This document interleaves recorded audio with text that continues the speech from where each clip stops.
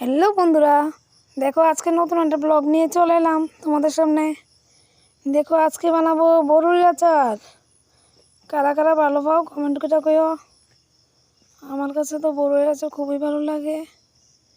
দেখো বড়ুইগুলো অনেক অনেক দিন ধরে রোদ দিতে দিতে বড়িগুলোর উপর অনেকটা ময়লা পড়ে গেছে, মানে ধুলাবালু হয়ে গেছে বড়িগুলি, তাই একটু গরম জল দিয়ে ধুয়ে নিয়েছি। আর এখানে দেখো মিষ্টি জিরা, শুকনো লঙ্কা, গোলমরিচ এগুলো একটু ভালো করে ভেজে নিলাম। এবার দেখো সরষে তেল দিয়ে একটা শুকনো লঙ্কা দিয়ে আর তেজপাতা দিয়ে একটু বড়িগুলোকে একটু হলুদ লবণ দিয়ে একটু ভেজে নেব।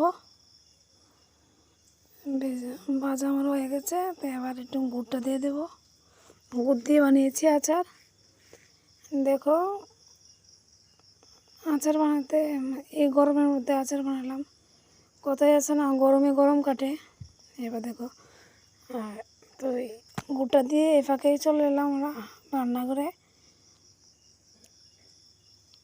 এবার শুকনো লঙ্কা আর ওই গোলমরিচ এগুলো বেজে রেখেছিলাম, মিষ্টি জিরা, মোটা জিরা, তো এগুলোকে একটু শিলনোড়ার মধ্যে একটু বেটে গুঁড়া করে নিলাম। তো এবার ভাবলাম একটু শুকনো লঙ্কা দিয়ে দিই, মানে গুঁড়া মরিচ প্যাকেটের গুঁড়ো মরিচ দিয়ে দিলাম। এবার দেখো একটা আঠো আঠো ভাব হয়ে গেছে। তো এবার ওই আমার গুঁড়ো করে রাখা মশলাটা দিয়ে দিলাম। বড়িগুলিকে ভেজে নামিয়ে এরপরও দিতে পারতাম গুড়টা গুঁড়াইও বড়িটা দিতে পারতাম, কিন্তু ভেজে রাখা বড়িগুলি নামালে তেল অনেকটা বাসনপত্র ভরে যাবে তেল দিয়ে, তাই একসাথে গুড়টা দিয়ে দিলাম। আর দেখো এখানে রিক আর আমি মানে একটু চেক করে নিলাম কেমন হয়েছে। খুব ভালোই লাগছে। আবার আমার ঠাকুরমারা দেখতাম এটার মধ্যে কলা গাছের ডাক গাড়া কেটে সেটা মানে ডাকটা মানে ডালটা একটু শুকনো হইতে হইব। তো ওই কলা গাছের ডাল শুকনো ডালটার কেটে সেটা ভিতরটা টুকরা ছোটো ছোটো টুকরা করে দিত বড়ি গাছের মধ্যে। খাইতে খুবই টেস্ট লাগতো।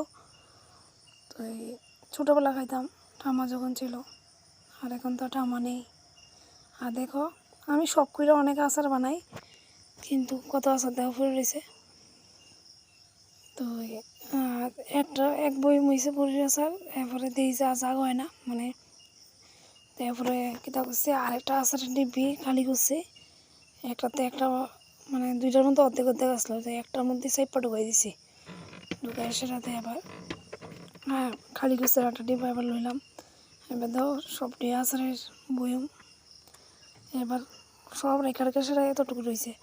আর এদিকে এসে সন্ধ্যা অনুকূল ঠাকুরের প্রার্থনা টাইম হয়ে গেছে গা, তাই তো বাকিটা আমি একটা টিফিন বক্সে রেখে ফ্রিজের মধ্যে রেখে দেবো।